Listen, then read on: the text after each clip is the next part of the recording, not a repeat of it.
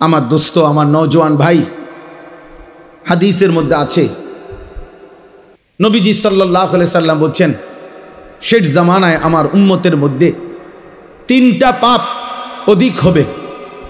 1 number হলো নর্তকী, মানে মহিলা গায়িকা, গান বাদ্য বেড়ে যাবে। 2 নাম্বার হলো জিনা ব্যভিচার বেড়ে যাবে। 3 নাম্বার হলো শরাব, মদ পান বেড়ে যাবে। নারী, নেশা, গান বাদ্য, এই 3 জিনিস এক খতিয়ানের। তাইলে এখানে আল্লাহ তাআলা বললেন, নবী সাল্লাল্লাহু আলাইহি সাল্লাম বললেন, আশ্চর্য ভয়ঙ্কর কথা ভাই, ছেলেরা তোমগরে ধমক দিবারও কেউ নাই বাপ। আহা, বদনসিব অনেক। 365 দিনে এমন অনেক ছেলে আসো যে কোনো দিন খোদার একটা বছরে ফজরের নামাজ পড়ো নাই, কিন্তু আপন মাও কোনো দিন ডাকে নাই, বাবাও ডাকে না। কপা মন্দ, কপা দুর্ভাগা, বদনসিব, তুমি দুর্ভাগা।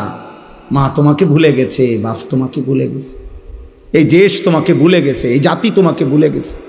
সবাই মিলে তোমারে বলছে, যা তোরে ছেড়ে দিলাম, তুই আল্লাহর নাফরমানির পথেই থাক। নারী দেখ, ছবি দেখ, উলঙ্গ দৃশ্য দেখ, রাতভর মোবাইল দেখিস, যতক্ষণ সজাগ থাক, দেখ ছবি দেখ। উলঙ্গ ছবি দেখতে দেখতে শরীর নাপাক করে ফেল, হারাম বীর্যপাত করতে করতে শরীর শেষ করে দে। তোর চুল তোর মতো, তোর চেহারা তোর মতো, তোর রাত কাটবে তোর মতো, তোর দিন কাটবে তোর মতো। আয় নাফরমান, তোমার কি একবার ওইটা মনে পড়লো না যে কিরে আমি এমন দুর্ভাগা কেমনে হইলাম? আমার এদি আমার মা বাপও কুদ্দুর আল্লাহর দিকে ডাকে না। হ্যাঁ, আমার 1টা বছর পার হয়ে গেল, আমি একদিনও 5 ওয়াক্ত নামাজ পড়লাম না। মুসলমানের ঘরে আমি এমন হাইওয়ান কেমনে হইলাম? আমার এটা খুব চিন্তা লাগে, মানে কিভাবে সম্ভব? আমি বহুত ভাবছি এটা, কিভাবে সম্ভব? আমার এটা মনে হইলে মাথাটা গরম হয়ে যায়, অস্থির লাগে যে আরে দুর্ভাগা ছেলে বেচারারে ডাকার মতো কেউ নাই। তার মা তারে ভুলে গেছে, বইয়া বইয়া অপেক্ষা করতে আছে, তারা বিদেশ যাবি কোন দিন, পয়সা কামাইবি কোন দিন, কামে লাগবি কোন দিন, দোকানদারি করবি কোন দিন, বাইক বিল্ডিং করব, তোর জেডায় জমি বেচবো, রাস্তার লগে 10 শতক জমি কিনবো তোর টাকা দিয়া, দোতলা বিল্ডিং করবো হেতের টাকা দিয়ে, আর চা দোয়ানে গপ মারিব কাকায়। আল্লাহর রহমতে আপনার দোয়ায় তে বিদেশে একটা ভালো লাইন করছে, এখন আল্লাহর রহমতে হ্যাঁ মাসে মাসে টাকা দিতে আছে। ইট কিনছি কোগা, দোয়া করেন, খাস করে দোয়া করবেন, এমন দোয়া যাতে ইট মাটি হয়ে যায়। আগে তো ইটে ছিল, এখন খাস দোয়ায় মাটি হয়ে যাবে, রড যাতে বালু হয়ে যায়, এমন দোয়া করবে। খাস দোয়া তোমার জন্য এই অপেক্ষায় আছে। নাই তো মা তোমারে ডাকে না কেন, বাবা তোমারে ফিরায় না কেন? তোমার আল্লাহ নাই, তোমার কোনো বানানেওয়ালা নাই, তোমার কোনো নবী নাই। তোমার নবী তো তিনি যিনি 23 বছর টানা আমাদের জন্য কেঁদেছেন। রাতের পর রাত আম্মাজান আয়েশা নবীর স্ত্রী বলছেন, হাত্তা তাওয়াররামাত কাদামাহু, এ পরিমাণ কাঁদতেন নবীজি রাত্রিবেলা। ফলে দেখতাম নবীজির 2টা পা মোবারক ফুলে ফুলে যাইত, ফুলে ফুলে যাইত, এমন লম্বা দাঁড়িয়ে থাকতেন। হাত্তা তাওয়াররামাত কাদামাহু, 2টা পা ফুলে ফুলে যাইত। হযরত আয়েশা রাদিয়াল্লাহু তাআলা আনহা বলছে, উম্মত এত কষ্ট করছি নবীর সংসারে যে 3টা চাঁদ উঠছে, 3টা চাঁদ ডুবছে, 3 মাস খোদার কসম। আল্লাহর নবীর বিবি আয়েশা বলছে, আমরা নবীর 9 জন বিবি একসাথে একটা কামরায় ছিলাম। 9 বিবির ঘরে 3 মাসে কোনোদিন চুলায় আগুন জ্বলে নাই। রাআইনা হিলালান সুম্মা হিলালান সুম্মা হিলালান মা আওকাদাত ফি আবিয়াতে রাসূলিল্লাহ নারুন। 3 চাঁদ 3 মাস আম্মা জান আয়েশা বলে একদিনও কোনো বিবির ফি আবিয়াত, বহু বছর, মানে কোনো বিবির ঘরে চুলায় আগুন জ্বলে না, রান্না করা কোনো খাবার খাইতে পারে না। এ আমার সেই নবী, যে নবী তায়েফের ময়দানে এত রক্ত ঝরিয়েছেন, রক্তে তার পবিত্র পা মোবারক জুতার সাথে লাইগা হযরত যায়েদ ইবনে হারেসা, যিনি নবীজির পালক পুত্র ছিলেন, সাথে ছিলেন, তিনি বলছেন আমি তায়েফের রক্তের কারণে নবীজির পা থেকে জুতা খুলতে পারতেছিলাম না। নবীর সবচেয়ে বড় অন্যতম দুশমন উতবা, মক্কার কুরাইশ কাফের নবীজির বিরোধিতাকারীদের মধ্যে অন্যতম যারা ছিল, আবু জেহেল, আবু লাহাব, উতবা। এই উতবা সর্দার সেই সর্বপ্রথম তায়েফ থেকে রক্তাক্ত শরীর নিয়ে নবীজি যখন ফিরে আসছিলেন, পথিমধ্যে সর্বপ্রথম নবীজির রক্তাক্ত দেহ যেই কাফের মক্কার দেখছে সে হলো এই উতবা। কিতাবে আছে এই উতবা প্রথম নবীর রক্ত মাখা এই দেহ দেখা মক্কার কুরাইশ, সে প্রথম নবীজির রক্ত মাখা দেহ দেখে, উর্দু কিতাবে আমরা পড়ছি, এত রক্ত ধরতেছিল নবীজির দেহ মুবারক থেকে। অথচ নবীজি আজকে 11 বছর মক্কায় ইসলাম প্রচার করতেছিলেন, 11 বছর পরে গেছেন তায়েফে। 11 বছরেই এরা বিরোধিতা করছে নবীর। কিন্তু উতবা এই কিতাবে লিখছে, উতবা চিৎকার করে কাইন্দা দিছে, আর চোখের পানি ফেলে উতবা বলছে, তায়েফবাসী এটা কি করলি আমার ভাতিজারে, এত রক্ত কেমনে ঝরাইলি? গত 11 বছর তো আমরা আমাদের ভাতিজার বিরোধিতা করি, ঠিক আছে, কিন্তু কোনোদিন তো তার দেহ থেকে এত রক্ত ঝরাইনি, কেমনে পারলি? তো এক কাফেরের কলিজায় ব্যথা লাগছে। সেই নবী আমাদের নবী, অথচ একদিনও তার কথা মনে পড়ে না। দিনের পর দিন তোমরা চুল কাটতেছ বেঈমানের মতো। আহ, কোন সে বেঈমান, যে বেঈমানের নাম ঠিকানাও তো তুমি জানো না। ছেলেরা বলো, যাদের মতো তোমরা চুল কাটো, এই বেঈমানের নাম বলতে পারো? একে তো সেই বেঈমান, মুশরিকের চুল, দ্বিতীয়ত তার তো কোনো নাম ঠিকানাও নাই, হয়তো তার বংশেরও ঠিক নাই। আহা,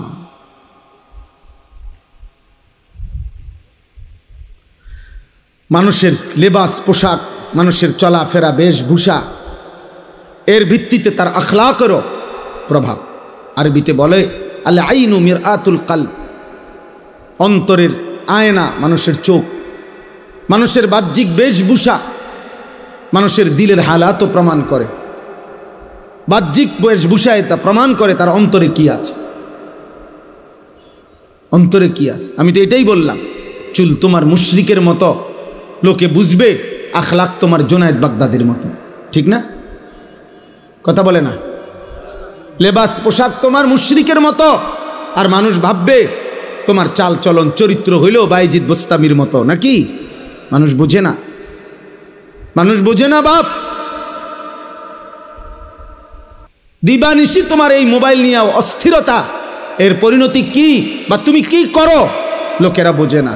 হয়তো তোমার এই বিশ্রী চুল দেখা, তোমার এই সন্ত্রাসী মার্কা চেহারা দেখা, গাদ্দারের মতো চেহারা দেখা এই সমাজ হয়তো ভয় পায় তোমারে, হয়তো তোমারে কেউ কিছু বলে না।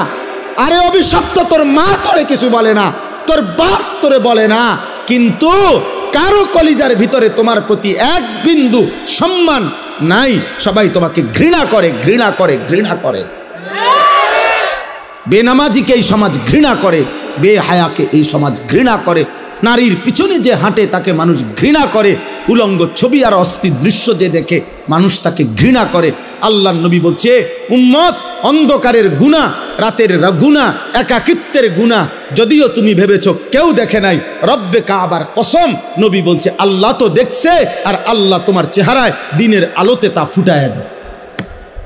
এই জন্য মানুষ দেখলেই বুঝে, কিরে চেহারা এরম বসকাই গেছে কা, তোর যে দেখতে বোঝা যায় ফুটটা খোরের মতো।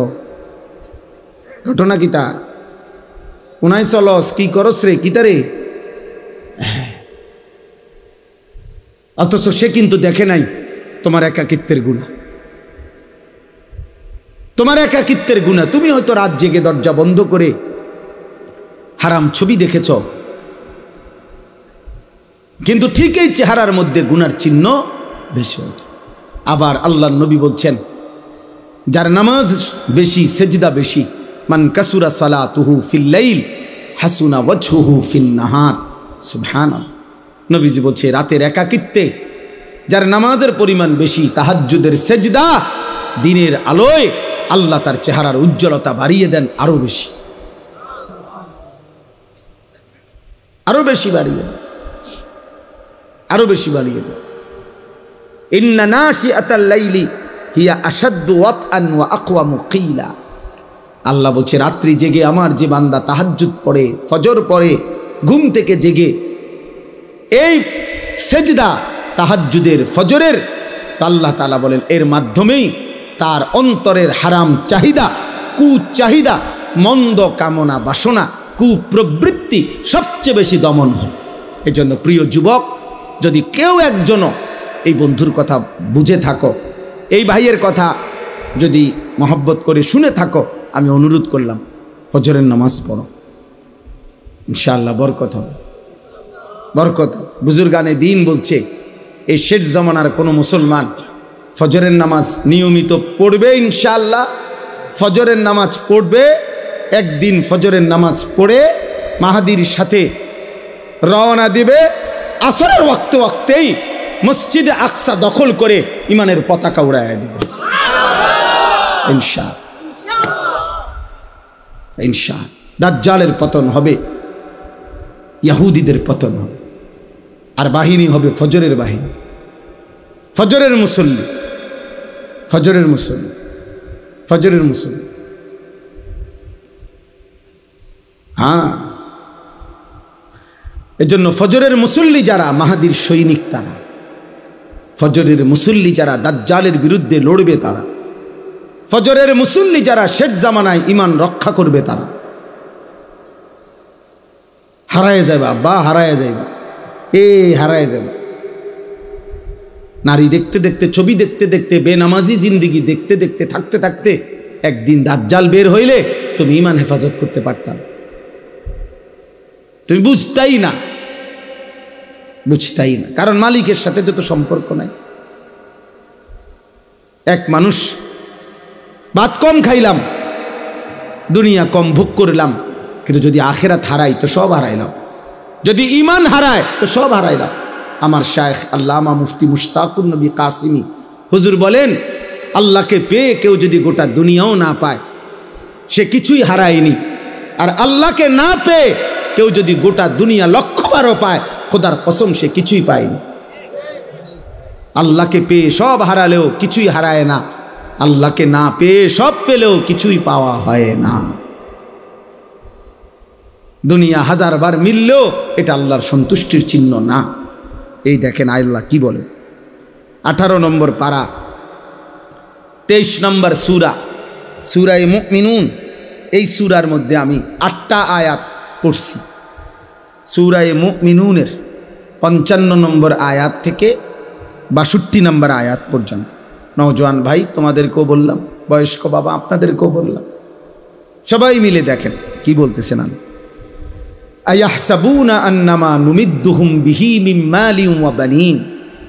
আল্লাহ বলেন, আমার কিছু বান্দা ধারণা করছে আমি যে তাদেরকে দুনিয়াতে কিছু সম্পদ এবং সন্তানাদি, জিফুত, নাতি নাতনি, ভাত তরকারি, চাল ডাল, ঘর সংসার, এরপরে টাকা পয়সা, অর্থবিত্ত, জায়গা জমি, বিল্ডিং দালান, ক্ষমতা, প্রভাব, প্রতিপত্তি, মানে এই দুনিয়াতে যে কিছু জিনিস দিছি, আল্লাহ বলেন এগুলো পেয়ে তারা ভাবতেছে নুসারিউ লাহুম ফিল খায়রাত, আমি আল্লাহ তাদেরকে বড় বেশি কল্যাণের দিকে রাখছি, আমি তাদের উপরে রাজি খুশি হয়ে গেছি। দুনিয়া পাইয়া ওরা ভাবতেছে আমি তাদের প্রতি সন্তুষ্ট হয়ে আছি, এই জন্য দুনিয়া দিছি। অনেক বয়স্ক লোক এটা ভাবে, আপনি দেখেন অনেক বয়স্ক লোকের খুশি, তৃপ্ত কথাবার্তা শুনলেই, আমি সবসময় বলি দেখবেন অনেক বয়স্ক লোক আছে, 60 বছর 65 বছর বয়স্ক লোকের কথা শুনলে বুঝবেন যে ওনার তৃপ্তি কিসে, উনি সন্তুষ্ট কি কথায়। জিজ্ঞাসা করলে বুঝবেন, চাচা কেমন আছেন? আলহামদুলিল্লাহ হুজুর আপনাকে দোয়ায় ভালো আছি। কেমন ভালো আছেন একটু বললে ভালো আছেন? আল্লাহর রহমতে আপনার দোয়ায় 10 জনের দোয়ায় তারা 3 জন বিদেশ, আল্লাহর রহমতে 4 জন মাইয়া আসিল, আল্লাহ আল্লাহ করে 4গা বিয়া দিছি, জামাইগুলো ভালো পড়ছে, দোয়া করে হুজুর। 4গার বিল্ডিং, 4গার বাইক বিল্ডিং, আল্লাহর রহমতে টাকা পয়সা দিক দিয়ে কোনো কষ্ট পায় না, জি সুখে আছে। এই যে আমরা আল্লাহ হুজুর দোয়া করেন, এখন বিল্ডিং করছি, বাইক 4টা রুম, 2টা বাথরুম, বাথরুম দিও আল্লাহর রহমতে টাইলস, টাইলস, আল্লাহু আকবার। কপাল সাসার কপাল, আল্লাহ ওনারে দেওয়া না, উনি আজ টাইলস লাগাইছে, বাথরুম পর্যন্ত টাইলস। কত বড় নেয়ামতের সাগরে উনি ভাসতেছে। উনি টাইলসে পেশাব করে, টাইলসে ঘুমায়, ওনার খাটের তলে টাইলস। বাহ বাহ, মাশা, কপাল আল্লাহ দিছে আপনারে, আল্লাহ দিছে। আল্লাহর রহমতে রাস্তার লগে কদ্দুর জায়গা নিছি, দোয়া করে তে আরো ফাটাইতেছে, আরো কিনবো মরণ পর্যন্ত কিনে যাব, দোয়া করবেন। খাস দোয়া সামনের রবিবারে দোতলার ছাদ ঢালাই, খাস দোয়া। আমি একজনরে বললাম যে ভাই খাস দোয়া কি? এমন দোয়া করুন যাতে ছাদ ডাইবা যায় একদম, নাহলে খাস দোয়া কি? ছাদ ঢালাইর দোয়া। এই যে উনি আপনি কি বললেন? দুনিয়া বললেন, কথা বলেন না। উনি কি হিসাব দিল? এগুলা দুনিয়া না? তাহলে উনি বুঝাইলো এই যে দুনিয়া আল্লাহ ওনাকে দিছে, আল্লাহ ওনার উপরে খুব দয়া করছে, উনি খুব খুশি, রাজি, সন্তুষ্ট। আল্লাহ ওনার উপরে খুব খুশি হইয়া এগুলা দিছে, খুব খুশি হইয়া। আহা মুসলমান, আল্লাহ এটা বলেন না বান্দা, বাল্লা ইয়াশউরুন, আহা বান্দা বুঝলা না, আসলে তারা বোঝে নাই যে আমি আল্লাহ কাউকে যদি দুনিয়া 1,000,000 দেই, 1000 দেই, গোটা দুনিয়া যদি 100 কাউকে পুরাটা দুনিয়া দেই, তবুও এটা আমার সন্তুষ্টির চিহ্ন না, না সন্তুষ্টির চিহ্ন নয়, আমার রাজি খুশির চিহ্ন নয়। যদি এটাই সন্তুষ্টির চিহ্ন হইতো, তাহলে হে মুসলমান, আমি তো কাফের বেঈমানকে যুগে যুগে বেশি দিছি, দুনিয়া বেশি দিছে না? এখনো পর্যন্ত দুনিয়ার অর্থ সম্পদ, বাড়ি গাড়ি বেঈমানদের কাছে বেশি না? কথা বলেন না? আপনি 4 তলা বিল্ডিং দিয়া অহংকার করেন, 4 তলা বিল্ডিং দিয়া ইউরোপ আমেরিকার মধ্যে ছাগলও ফালে না। ছাগলের ফার্ম এত বড়, শুকর যেই ফার্মে পালে ওই ফার্ম আরো বড়, সেন্ট্রাল এসি, সেন্ট্রাল এসি। শুকরকেও দামি শ্যাম্পু দিয়ে গোসল করা। হ্যাঁ, প্রাইভেট কার দিয়া জাপানে ঘাস টানে।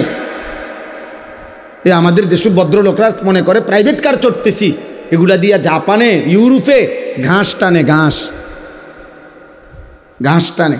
হেলিকপ্টার দিয়ে সার দেয় অস্ট্রেলিয়াতে। আমার মাদ্রাসার পাশের বাড়িওয়ালা এই বেড়ায় নিজে কইছে, হুজুর আমি আমার উনি কি করেন? হেলিকপ্টার দিয়ে সার দিই, কসম খোদা। হেলিকপ্টার দিয়ে কি দেয়? সার দেয় বেড়া, খেতে সার দেয়। এত বড় ক্ষেতের ফসল প্রজেক্ট যে হেলিকপ্টার দিয়ে কি দেয়? সার দেয়। তো কি হইল দুনিয়া? আমরা হেলিকপ্টার দিয়ে সার দিব কোন দিন? কথা বলে না। আমাগো রাস্তা যে সকাল বিকাল ভাঙ্গে যায়। দোস্ত, মিলবে না দুনিয়া। দুনিয়া 1000 বার মিললেও এটা মালিকের সন্তুষ্টির চিহ্ন না। আমরা এখানে যারা বসে আছি, আমরা যদি প্রত্যেকেই মনে করেন 30 তলা একটা বিল্ডিং শেষ করি, মনে করেন সবার বিল্ডিংয়ে ছাদ ঢালাই হয়ে গেছে, 30 নম্বর তালা, খবর নিলে শুনবেন ইউরোপ আমেরিকাতে এই পরিমাণ মানুষ ওই দিন 200 নম্বর তালার ছাদ ঢালাই দিছে। তাইলে আপনি তো আরো 170 তালা পিছে পড়ে গেছেন, তাহলে এগুলো ছাদ ঢালাই দিবেন কোন দিন? ধোকা দুনিয়া, ধোকা দুনিয়া। কি ওমা হাদিহিল হায়াতুদ দুনিয়া ইল্লা লাহবুম ওয়া লাইব। আল্লাহ বলছেন বান্দা দুনিয়া তামাশা, ধোকা, খেলাধুলা। ওমাল হায়াতুদ দুনিয়া ইল্লা মাতাউল গুরুর। দুনিয়া শুধুই ধোকা, দুনিয়া শুধুই ধোকা। এই বাড়ি ধোকা, এই হাসি ধোকা, এই আনন্দ ধোকা, এই যৌবন ধোকা। তুমি যুবক মনে রেখো, তোমার চোখে চারদিকেই কত বৃদ্ধ মানুষ ঘোরাফেরা করছে, তুমি কি দেখো না? তুমি কি কোনোদিন দেখো নাই যুবক, ছোট্ট মাসুম বাচ্চাও কবরে চলে গেছে, তুমি কি জানো না?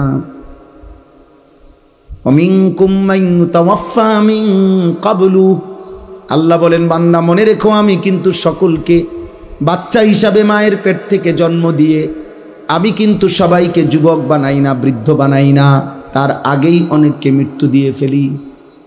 দেয় কি না? হ্যাঁ, 3 দিনের বাচ্চা কবরে যায়, 3 মাসের বাচ্চা কবরে আছে, 3 বছরের বাচ্চা কবরে আছে।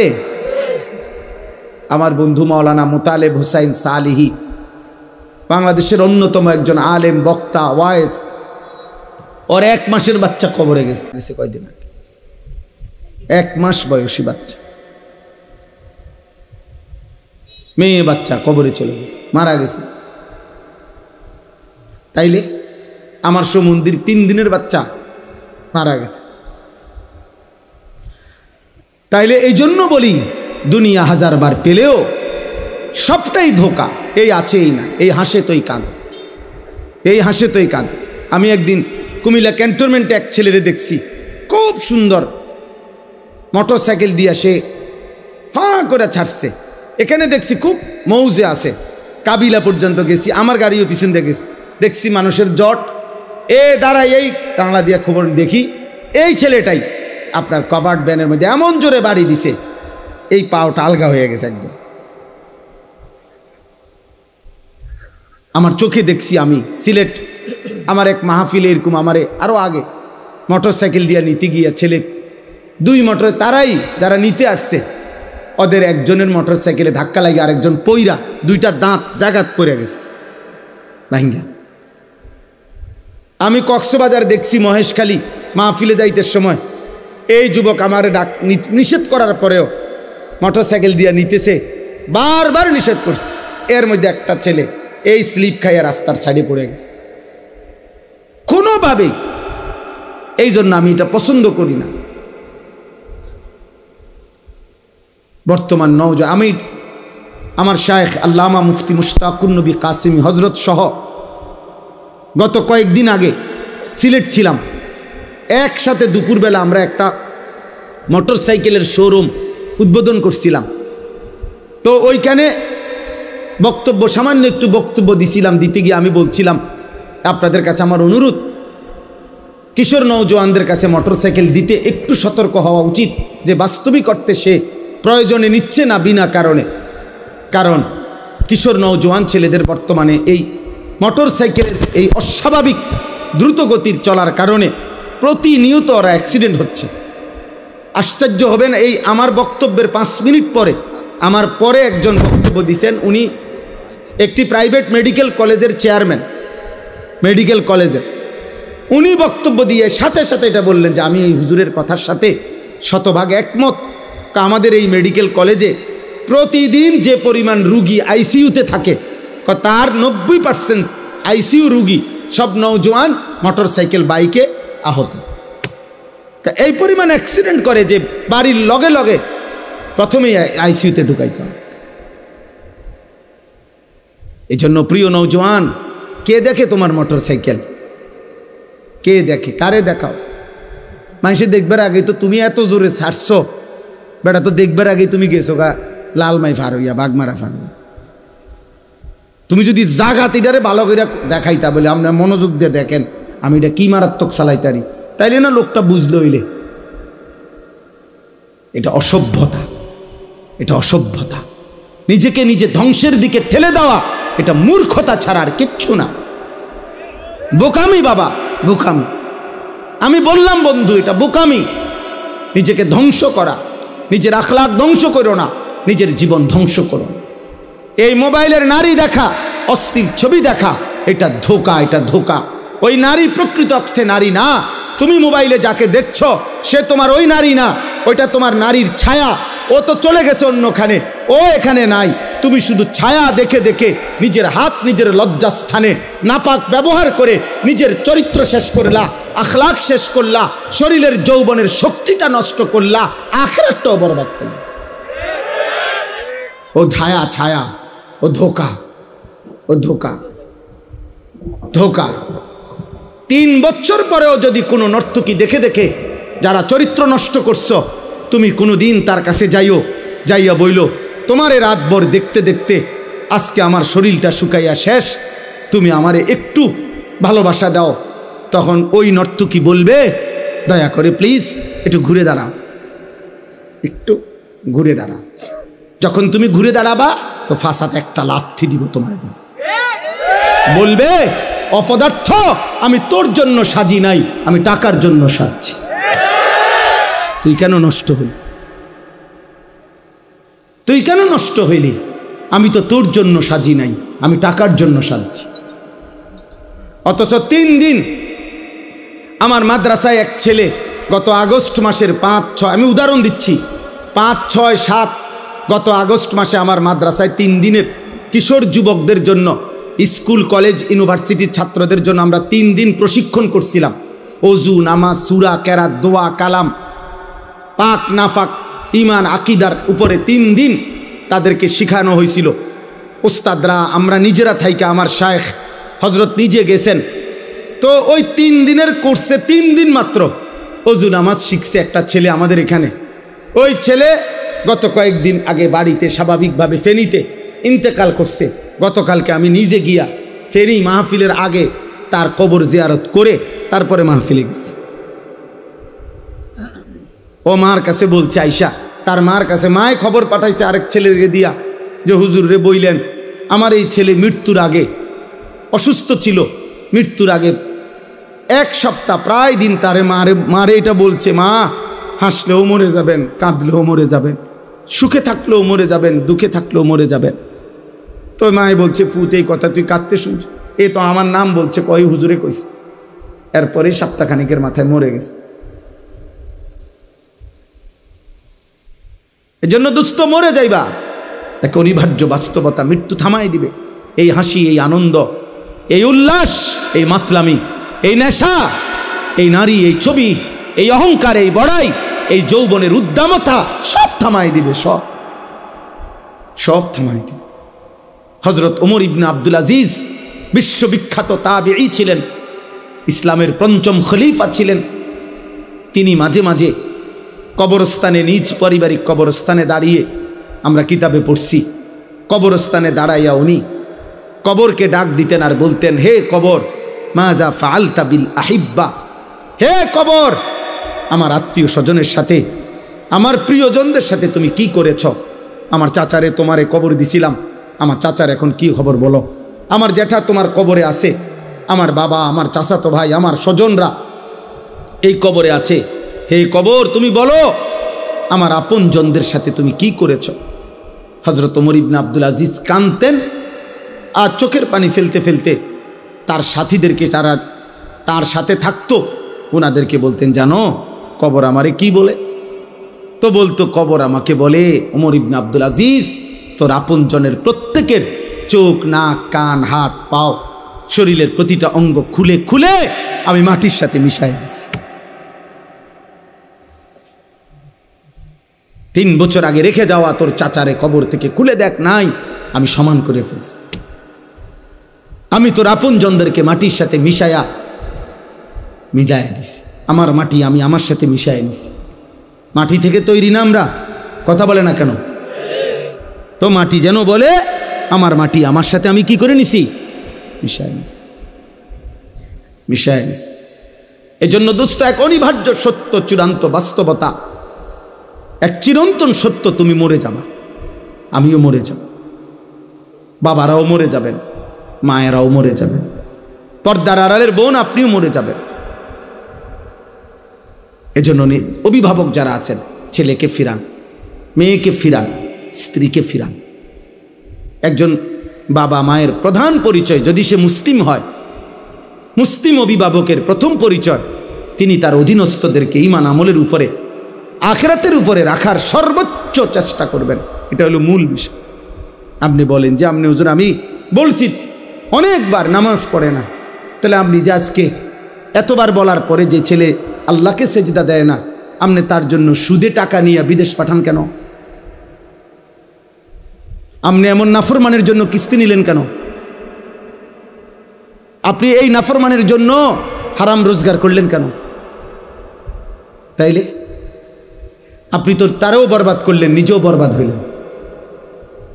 আপনি বুঝাপড়া করেন তার সাথে, এই জন্য খামখেয়ালি করলে মস্কারি করলে হবে না।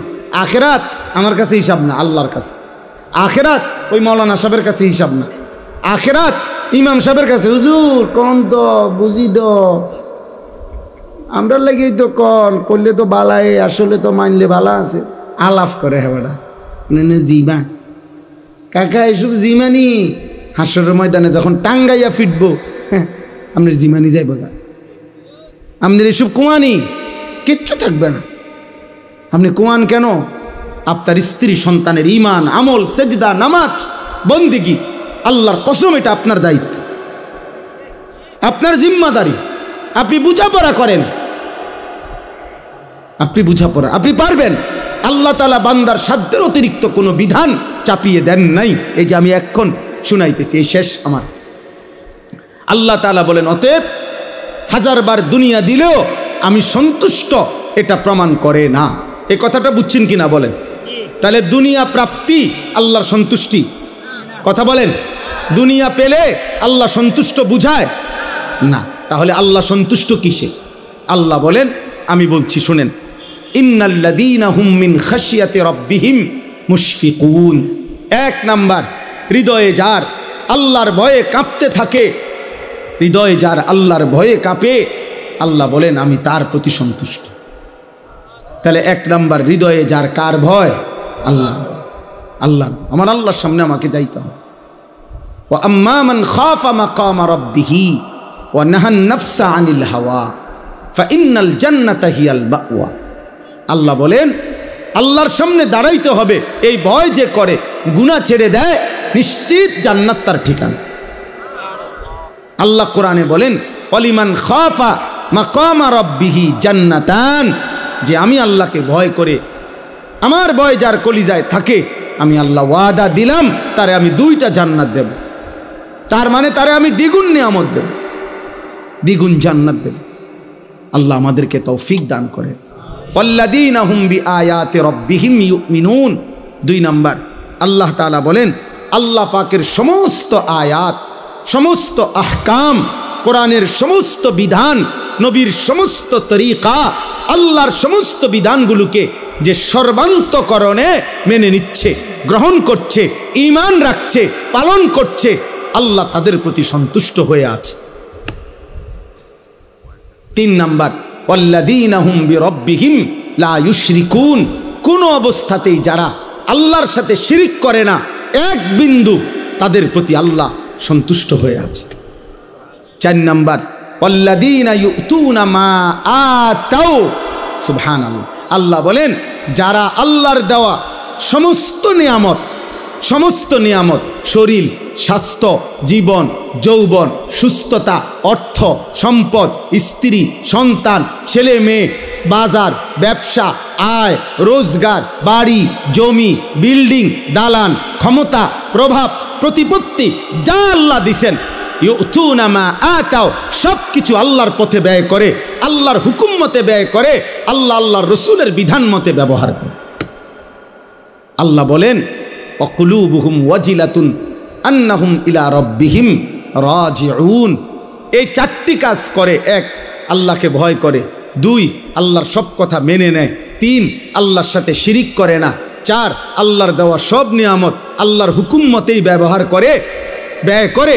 আল্লাহ বলেন এই 4টা ঠিক ঠিক মতো করেও ওয়াকুলুবুহুম ওয়াজিলাতুন আন্নাহুম ইলা রাব্বিহিম রাজিউন। অন্তরে অন্তরে আবার অহংকার করে না, বরং এই ভয়ে ভয়ে থাকে যে হায় আমাকে তো আল্লাহর সামনে ফিরতে হবে, হাসরের ময়দানে দাঁড়াইতে হবে, মিজানের পাল্লায় আমার আমল ওজন হবে, আমল নামা দেওয়া হবে, ফুলসিরাত পার হইতে হবে।